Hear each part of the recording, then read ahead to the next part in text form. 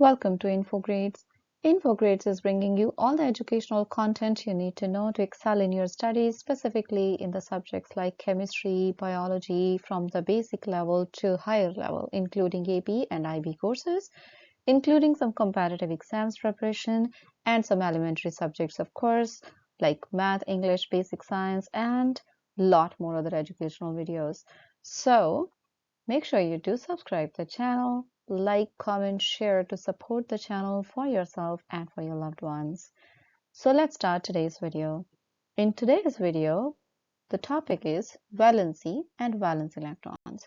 We need to understand the difference between the valency and valence electrons so that we can apply it better to write the formulas for the ionic compounds and covalent compounds and to understand periodic trends and so much more.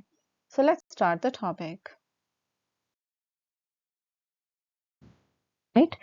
Valency is the combining capacity of an atom.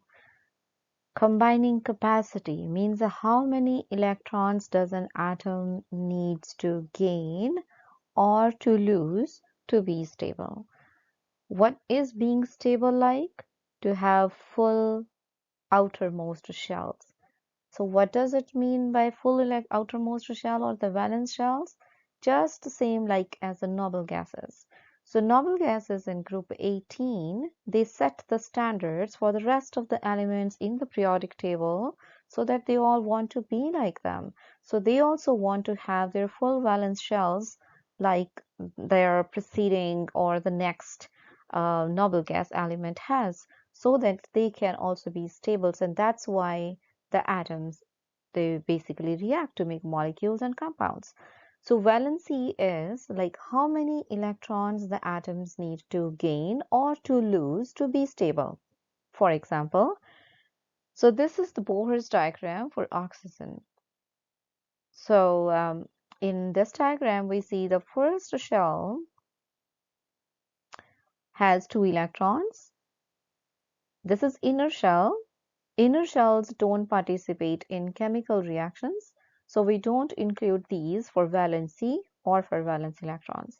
So what we focus on is the outer shell. So the outermost shell is called as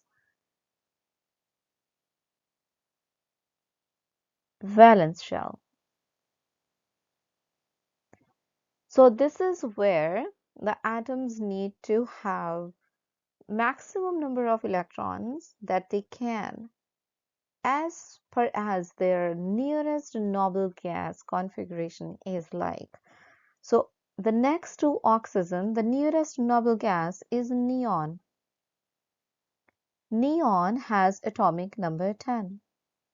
If we write its Bohr's electronic configuration, that comes out to be 2 and 8. Means in a first shell there are 2 electrons. In a second shell there will be 8 electrons. Altogether there are 10. Oxygen does want to be like that. So oxygen will need 2 more electrons to have 8 in the outermost shell. So right now oxygen is having 6 electrons. So 1, 2, 3, 4, 5, 6. If it gains 2 more electrons, that will be altogether 8 electrons for oxygen. And gain of electrons will exceed the charge on oxygen atom by -2 because there will be 2 extra electrons, then the number of protons. So the valency of oxygen will be -2. So I have already covered that topic in my previous videos, where we see how to predict the charges, like and what the charges mean, why the protons and electrons, the number, when the number is different, how do the atoms they carry charges.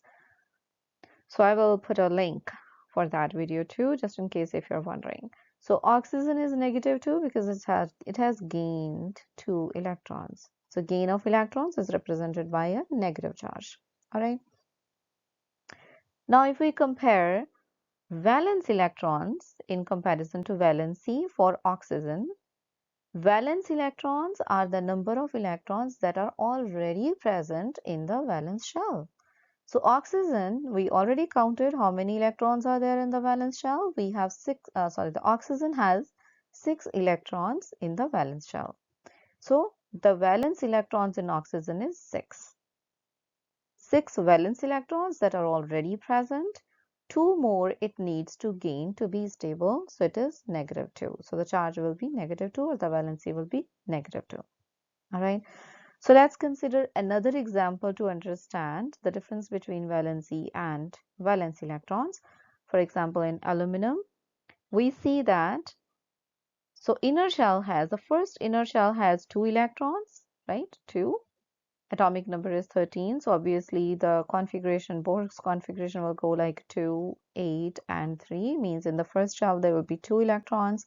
Second shell will be 8 electrons because the shells can't have more than 8 electrons. So we'll move on to the third shell according to Bohr's model. So the third shell has 3 electrons. So these 3 electrons, 1, 2, 3 in this outermost shell, because outermost shell is called as valence shell. So that means the number of valence electrons in aluminum is 3. And now again, the closest noble gas to aluminum is again neon.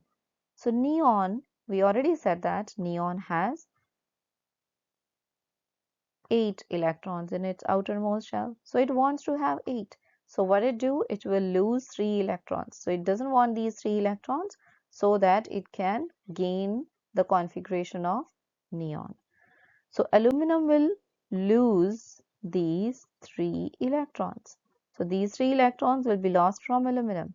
So if the electrons are lost, then the atom bears a positive charge because then the number of protons exceeds than the number of electrons. All right. So the valency of aluminum will be +3.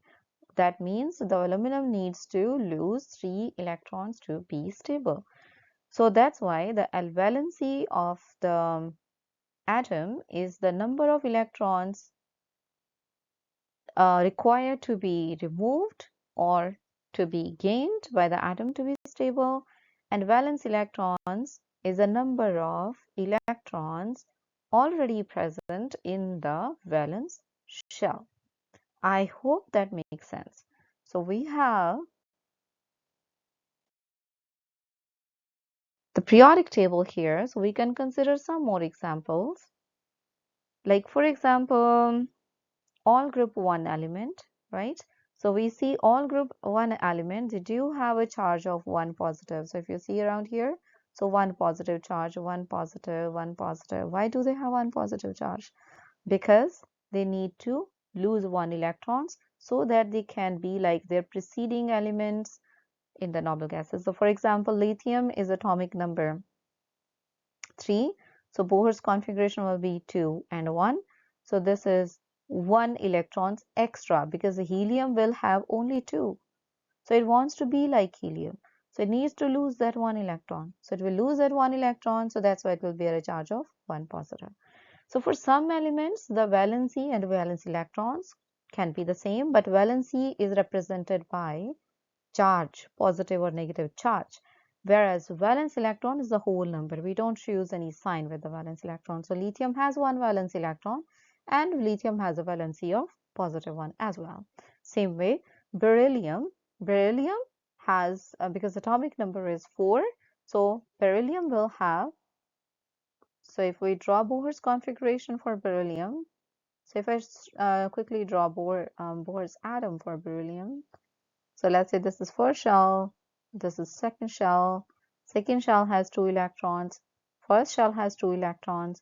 So obviously, if it wants to be like helium, so helium, what does it have? Helium has only 2 electrons, and that's why helium is stable. So if beryllium wants to be like helium, so it needs to lose these 2 electrons. So it doesn't need these 2 electrons. So these 2 electrons will be lost. That's why the charge is 2 positive. So the valency of beryllium is 2 positive.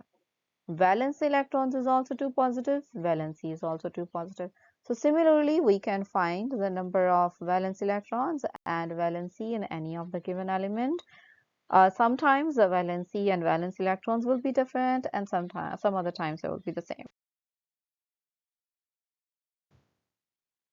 Alright, so I hope you understand the concept, and now you can differentiate between valency and valence electrons.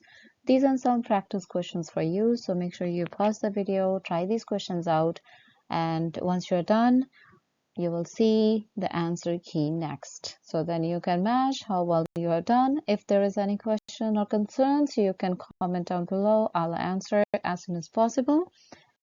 Alright, so I hope this video really helped you to understand it better, the concept. So now we have this answer key, so you can see how well you have done, or if there is any question you can ask me.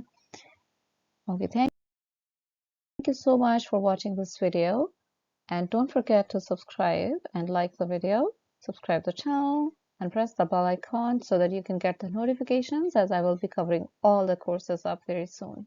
All right, thank you so much. Take care.